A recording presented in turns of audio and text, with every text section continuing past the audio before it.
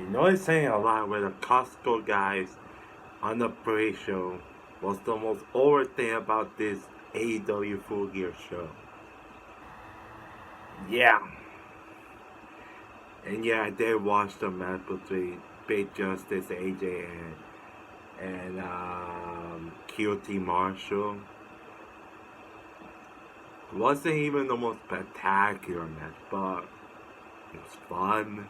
It was harmless enough that people got really into it. And you know what that match really had? That a lot of matches didn't have for it. It had some fucking buzz on it. Which is kind of diamond on the main show because, yeah. So, yeah. So I did watch This Is So Lady A. And I have to talk about AEW Full Gear 2024.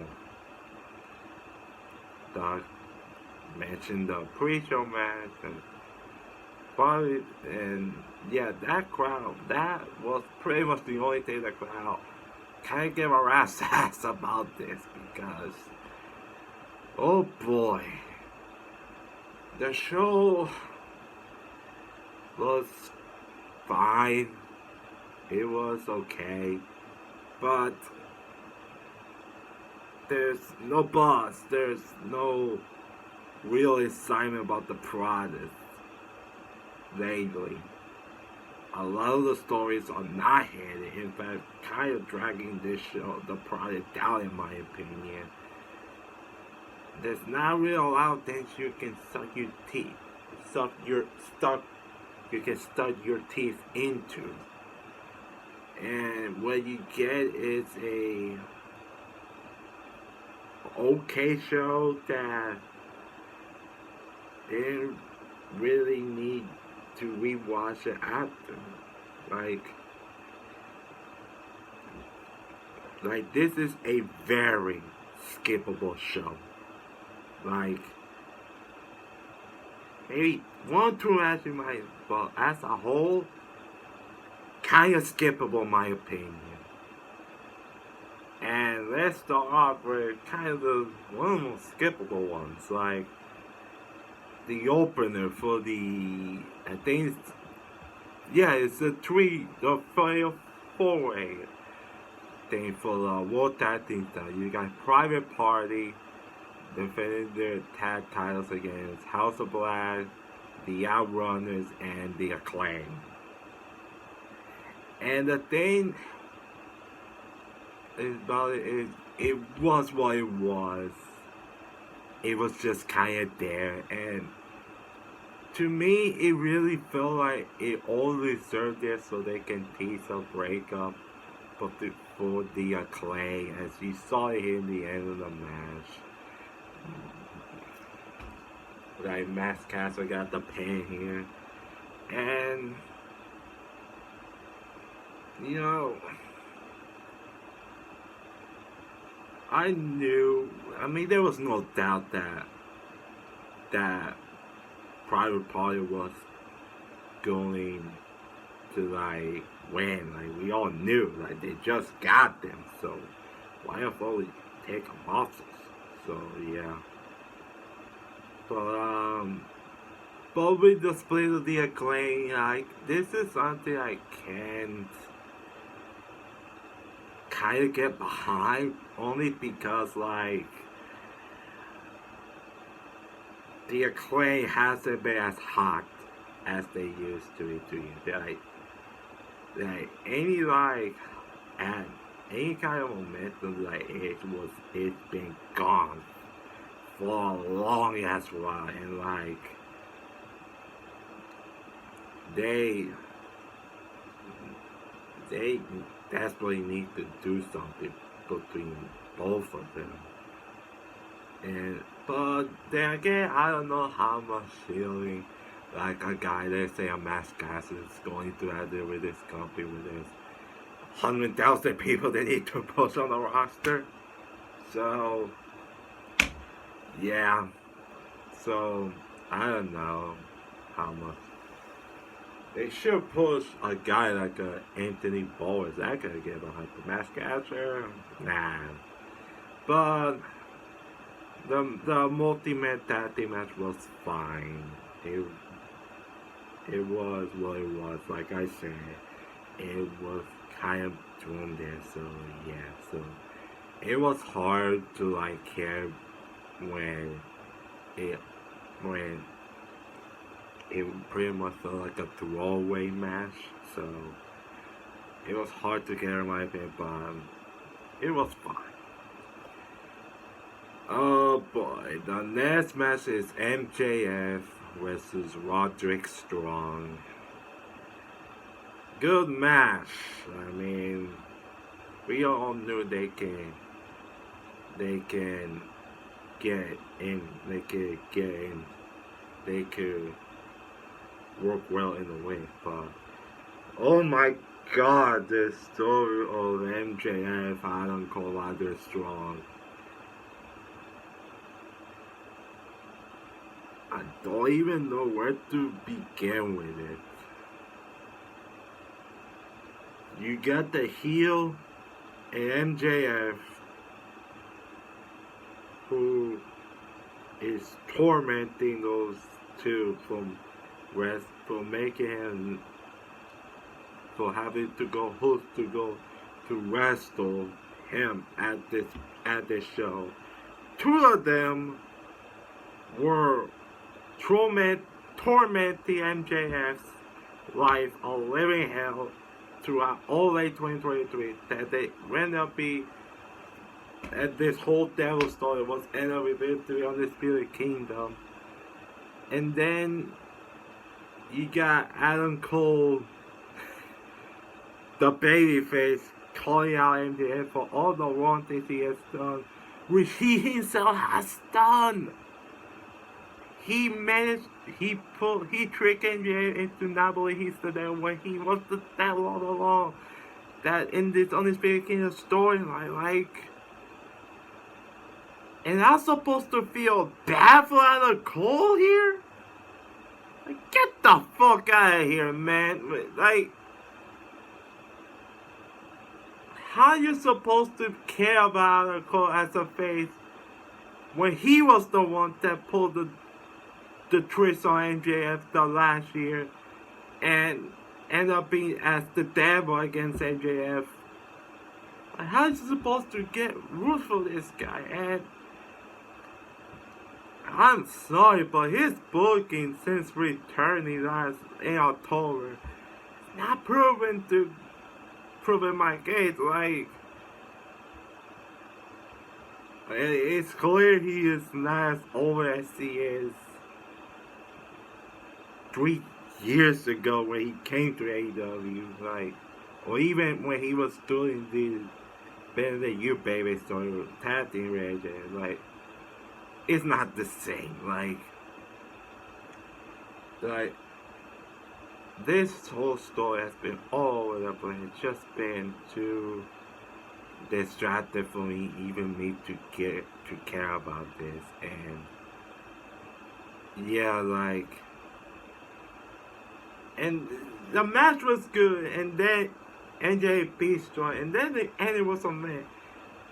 NJ tortured Roderick Strong, injuring his anger with a chair, and Adam Cole came after supposedly one of his best friends, ankle got fucking shattered. Like, buddy, you were too fucking late. Even the commentator even mentioned on it. Like, why would you intentionally make once you supposed to top babyface look fucking imbecile? Like, oh my god, this fucking storyline.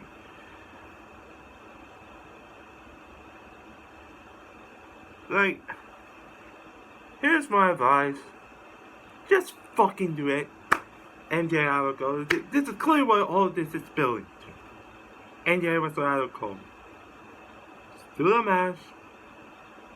Just fucking end. It's like, this is going on and on. You got NJ getting injured and also you had NJ be injured, be gone, and then he returned. Then how Cole was going. Now he like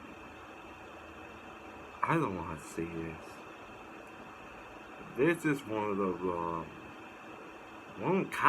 the worst feuds in all wrestling right now. This MJ with all this on MJ Adam Cole shit like this got to end. So yeah. So that's my whole Kaya rant on this story, and my thoughts on the match. So yeah. Oh, and for the TBS Championship, Mrs. Mane versus Chris Stanley. Sorry, couldn't get Rat's ass. I don't know what the fuck has happened during Mrs. Mane, but she's been ice cold. Like, as a character in AEW, like,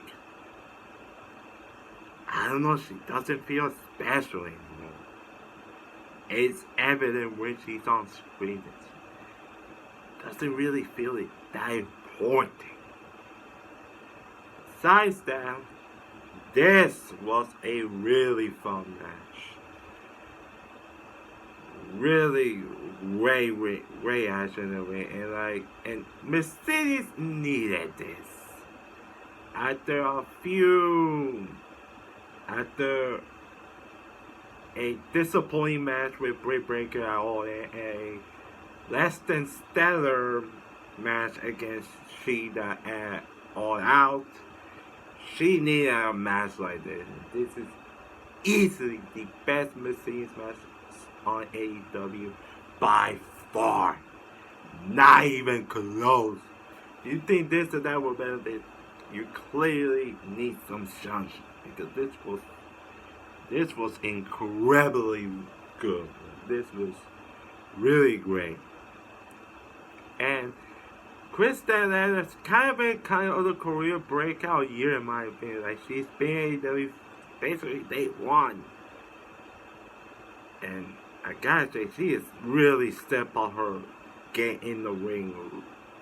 More so on another level this year. Like the match she had with Widow, that Chicago Street Fight, I really enjoy. And this one I enjoy even more than that. Like this was a great match, and and I wrote the fifth.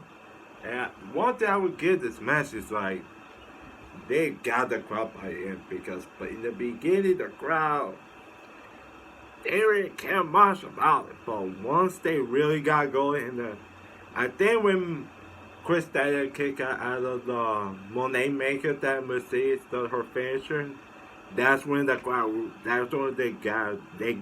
them. Like really got them, like because that's the first thing anyone's kicked out of the Monet Maker. And Chris Daniel did. And that got people thinking, oh, maybe she could pull it off. Yeah.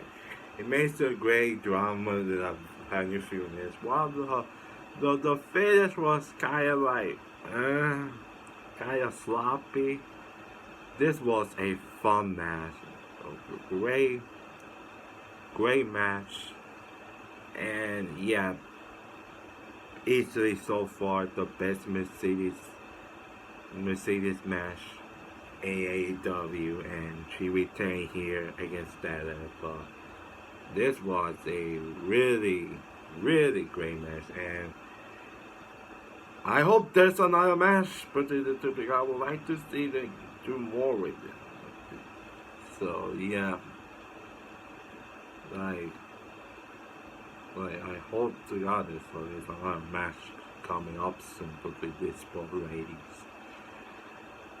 Then the next match you got is Switchblade Jay White versus Hangman Adam Page.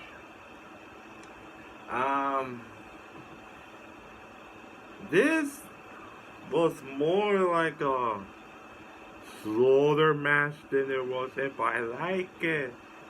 I like this I think I liked it slightly better than their like like Wrestle 3 match back in October. I like it more, and they have some really good chemistry for what I've noticed in these matches with Jay White. They have some really good chemistry, and and you can and you see on there. So yeah, so so they took the time with it and then building those. And Jay White got the win, so yeah. I I can really hope this is a really huge fucking book because this guy has now had not one but two big singles victories over a former AEW World Champion in Adam Page. But due to the history with this company, especially to a guy with Jay White, who they've been so on and off in my opinion with that guy, he should have been much a bigger deal than what they had given to him. But I hope they could give him a real push this time. Not settle to like obscurely to do make-ish like they've done before with him. So yeah. Speaking of hoping someone doesn't get to obscure with the make card, Kyle Fletcher versus Will Ospreay. This is really an important match for Kyle Fletcher. And I think Will Ospreay went on with a mission to give his best friend real life wise as much to give it as much as he needed and to really make Kyle Fletcher. And I would say he did. Like, it's a Will Ospreay matchup, baby. Like, of course it was gonna kick ass. And it was probably match of the night.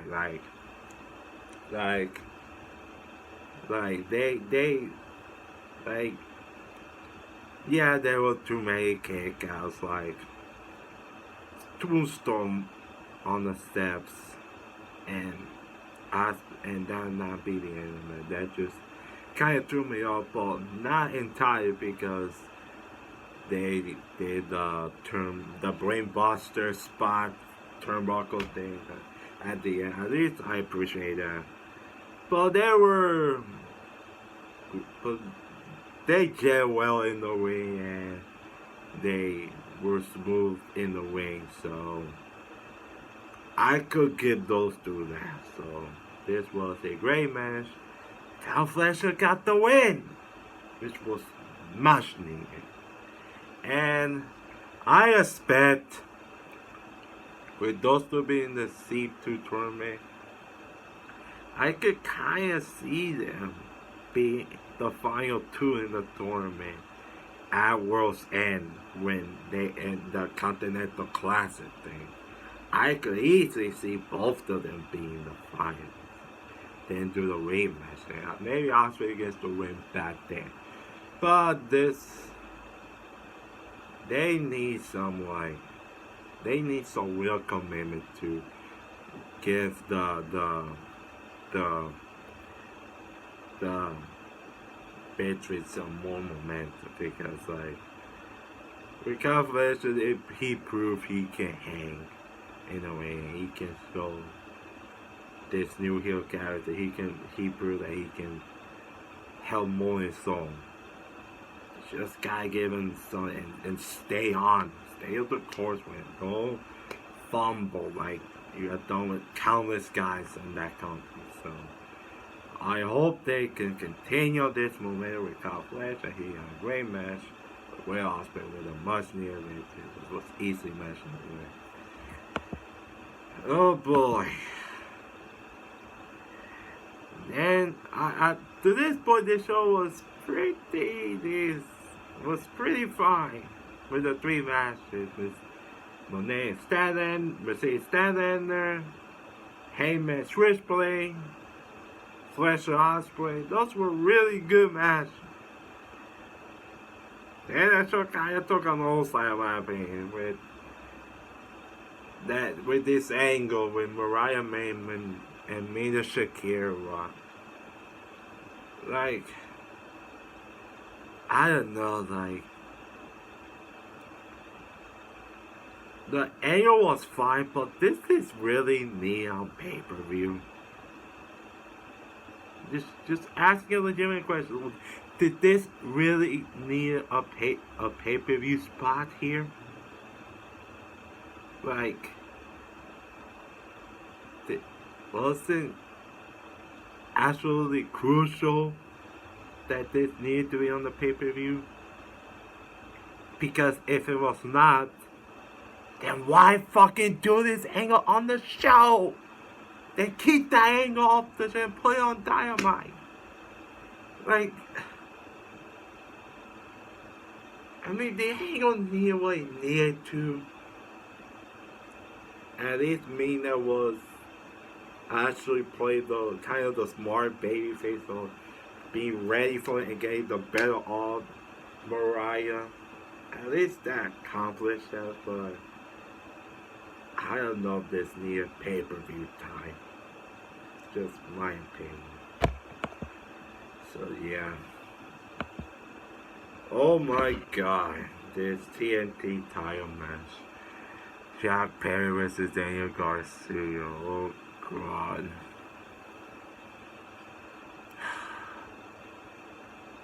This was easily the worst match in the show. My god, was it? They felt like a bore watching. Like it felt a real short watching to what ultimately was a foregone conclusion. We all know what the right decision was going to be made, so just get it through it. Why did this need to be 20 fucking minutes on it? The pacing of this show was entirely problem, and this was kind of costly because when you do this need a hell of a lot less time than they was given. This was 20 fucking minutes, and this easily lost the fucking crowd. The lack of it was so fucking like that crowd could not give a shit here. Like this was a agonizing slog to just get the TNT title onto Garcia. Like, my god, and this has kind of been like,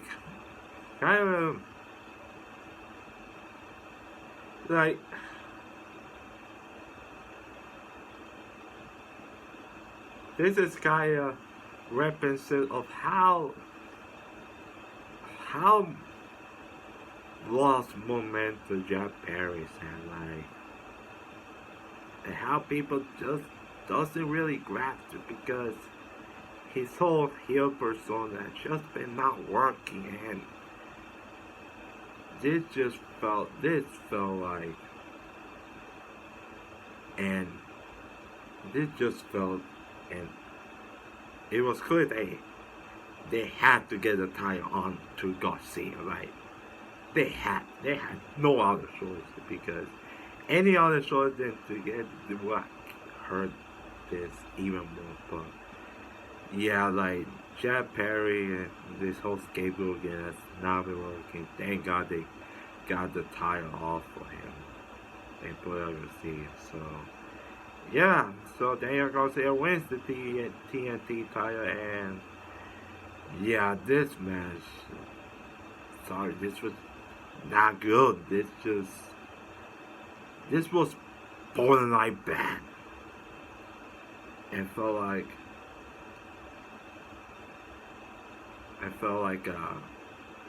like I say, a short. This was a slog to get what was again a foregone conclusion here. So yeah. So Daniel Garcia wins the TNT championship. I'm kind of happy for him because he kind of proved that he can hold his own as a performer. Scary. he has grown so much. So thank God they were warring. But yeah, this wasn't good. The international AEW, the AEW international title match between Konosuke Takeshita, sorry I'm pronouncing kind of badly, Takeshita with the Ricochet was a good match, not a great match. As far as sympathizers, was pretty much a disappointment. And you just feel it, bro. They were just plain ass tired. They were so ass tired for this. And I kind of felt bad for to catch that Ricochet. Like, I don't know why this wasn't the opener match. It could have easily swept the tag match being the opener and this being like the third last match. So they could have easily swept. Think how much better the match was then. As it was, this was just decent to good, but nothing worth spectacular. And also, I felt like this could have been more and more time because the match ended with the way being ended. Just kind of went a lot to be decided. Like, it was just there to catch the retains. So yeah, like. And this run of Ricochet though is pretty much what I have been expected because like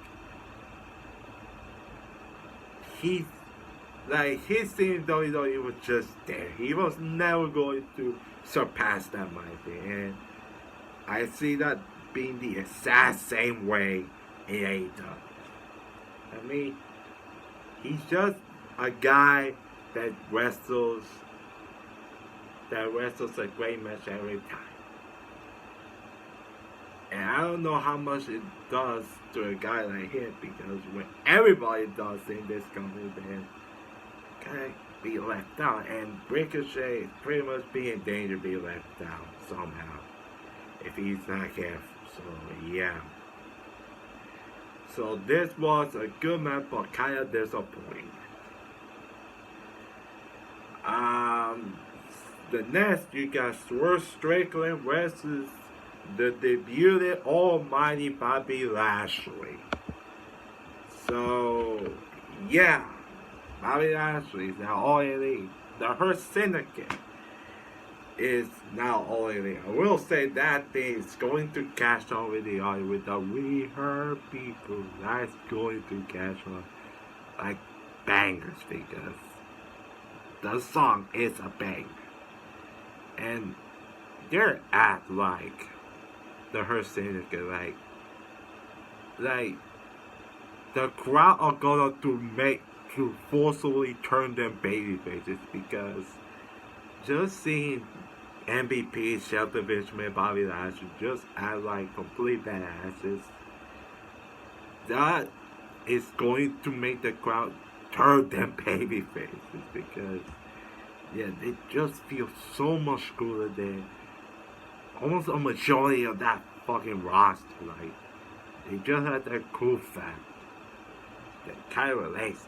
And this, nothing amazing, but this was a good match. And this was pretty much to get to as a necessary establishment to make Lashley an early threat in AEW. So he had to go over here on Swerve, and he did. And they had to make him look like a monster with Swerve totally everything he could do at Lashley, but that wasn't enough because Lashley, even after all of this, is just that much more stronger than the other guy could be on his day. And yeah, Bobby Lashley wins, and after that, man, he hurt like Prince Nana with a hurt line. So yeah, this was a good match. Like, it pretty much went exactly what it needed to be. So yeah. So I enjoyed that. Then main event for the AEW World Championship. You got the leader of the Death Riders, Jon Moxley, defends his World Championship against Orange Cassidy.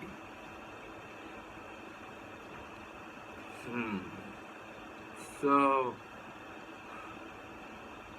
I mean, it was hard.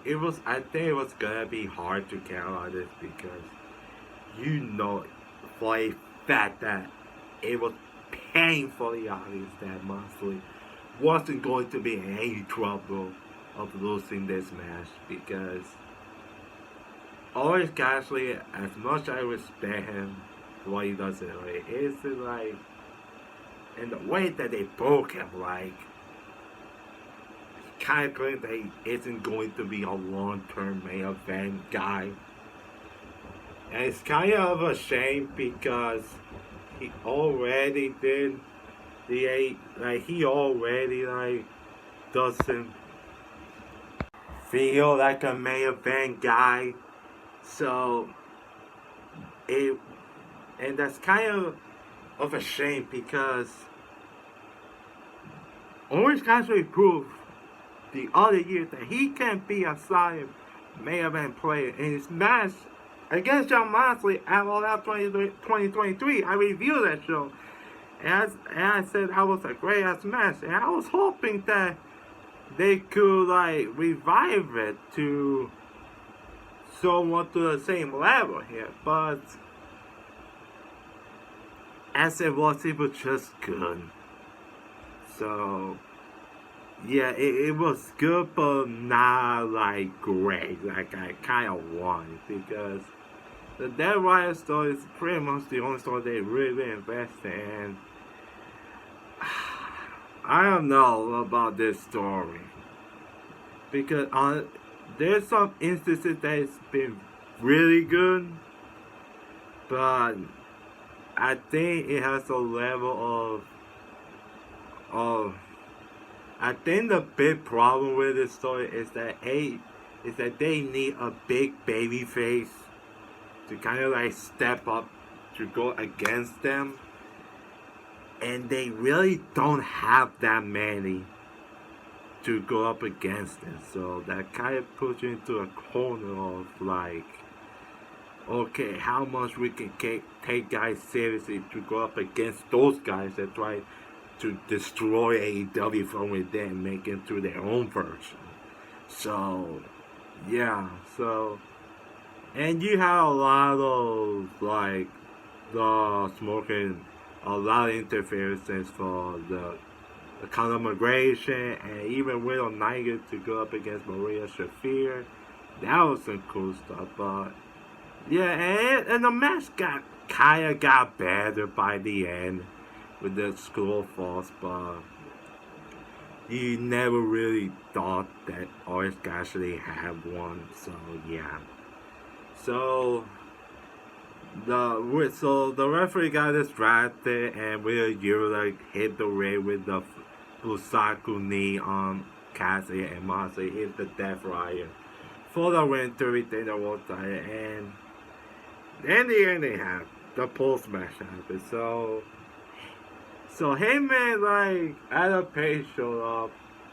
Taz it looks like he was staring down Moxley, and then